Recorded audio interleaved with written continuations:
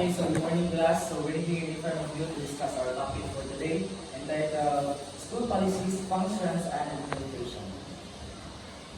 So our lesson overview, this lesson aims to delve in the realm of school policies, exploring their function and implementation within educational settings.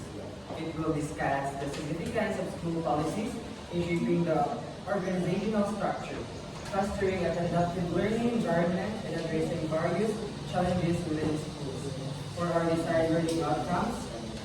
At the end of the lesson, the students are expected to, number one, understand the importance of school policies in maintaining order and promoting a positive learning environment.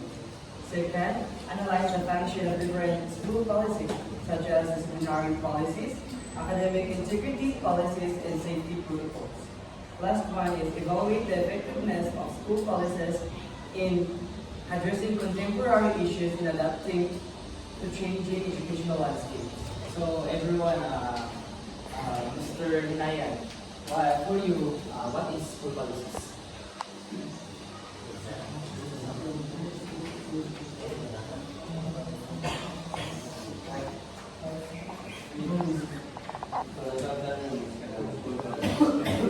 Guidelines or regulations na conduct or operates upon institution. So here are the school policies na mga nag-gather. First is attendance. Students must attend classes regularly and arrive on time. So best example for this is kaning Biped Society. We should participate sa ang Biped Wellness because attendance is a must. Yun. So students or either mga staffs, we need to attend or arrive on time. And then second one is the uniform or dress code. Students must adhere to the school's dress code or uniform policy. So example, ani, katong nasawa sa sir kay lahi ang mga uniform na ipagsuot, yun na ang signified uniform. And then the third one is respect. Students must show respect to teachers, staff, and fellow students. So for me, respect is a very important policy in our school. Kay if na ang respect, we foster love. So fourth one is the bullying. Bullying or harassment or any form of violence is strictly prohibited. So connected na sa respect that we should respect each other. Kaya ang bullying, di simple ang mga bully ka karon. If mang-bully ka, na ay possibility na pwede ka ma-preso. So we need to respect each other. And then number 5 is no cheating. I know wala kay cheat rin, no? Students must not cheat on tests, quizzes, or assignments. So now these policies are just our reminder na we should ato ang sundon ang ato ang mga palisiya kay karon nga panahon ato ang nakalimutan ato ang nagkamakan ng ato ang mga policies. Then remember guys na if we should sundon ato ang mga policies, we can make a smooth environment for school. So number 6 is no vandalism. Damaging school property is not allowed. So as you can see sa itong bangko na yung mga sulat-sulat property, ang bangko, wala man ang bangko ay property sa school. So dapat din yun ang ginabuhat. And number 7, cell phone policy. Students must follow guidelines regarding the use of cell phones during school hours. As you can see, the report na may karoon pero si Kuan ka cellphone. Respeto. Kaya siya school policy, connected siya sa number 3, respect. Report ko din sa dapat na respect mga minaw. Number 8 is no drugs and alcohol. Possession or use of drugs and alcohol and school grounds is prohibited. Bakit siguro ka pala mag-inom din no? Yung siguro mag-inom? Nakinig ka. Number 9, academic integrity. Plagiarism and academic dishonesty are not tolerated. So, if Number 10, safety. Students must adhere to safety regulations and guidelines to ensure a safe learning environment. Okay, so functions of school policies. First is maintaining order.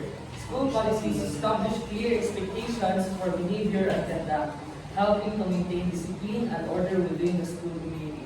So, from the word itself, maintaining order, o kung Tagalog pa, pagpapanatili ng mga patakaran, school policies is very important to us students because it helps us na ma-permente ang karang maayong mga behaviors, mga disiplina, and kahapsay inside our school. And then,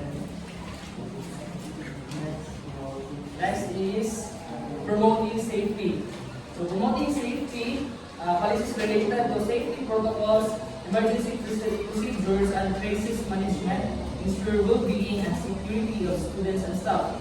So, what I really involve ang students and staff, ani, example is kanang strict na safety protocols like kanang joining fire drills, kaning kadasulod ko sa ato ang university nga kapuyo madaot na lang ang kanang zipper sa ato ang bag kasi abi-abi. But then it's all for our own good naman po na para sa ato safety. And then fostering a positive learning environment.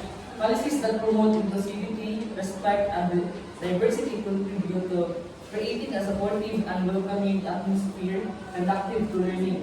So, in this topic, in classroom where fostering a positive learning environment is a priority. For instance, students are encouraged to embrace each other's differences, participate in open forum, open discussions, and show mutual respect at all times. And also, ang teachers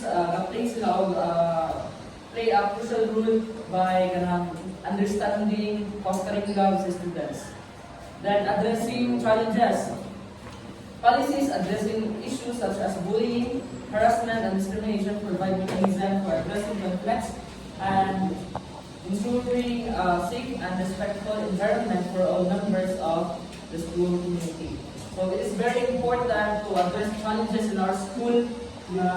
By actively addressing these challenges, the school fosters a culture of accountability and support, ensuring that all students or even staffs ma-feel nila ang hapsay sa school, like ma-feel nila to we are valued and respected. So for implementation of school policies, number 1, communication. Effective communication of school policies to students, parents, and staff is essential for their understanding and compliance. Example for this is parent-teacher meetings. By doing parent-teacher meetings, schools can hold regular meetings with parents to discuss school policies, students' progress, and any changes to school regulations. This approach to ensure parents are well informed and have an opportunity to ask questions or provide feedback. Number 2, training and support. Providing training and resources to educators and staff helps ensure that school policies are implemented effectively and consistently. Example for this is professional development workshops. By doing professional development workshops, schools can organize workshops for teachers and staff to help them understand new or updated policies, focusing on practical applications and scenarios. This training helps ensure that educators are consistent in their approach and feel supported as they implement these policies. And the last one is monitoring and evaluation. Regular monitoring and evaluation of school policies allow for adjustment and improvements to better meet the needs of the school community. So an example is school and feedback forms. School can distribute surveys to students, parents, and staff to collect feedback on how well our school identify areas for improvement. These allow for ongoing assessment and helps make data-driven decisions to improve their policies and practices. So, additionally, last na, guys, it is just a reminder to us na ito ang mga policy sa ating community para we can foster the best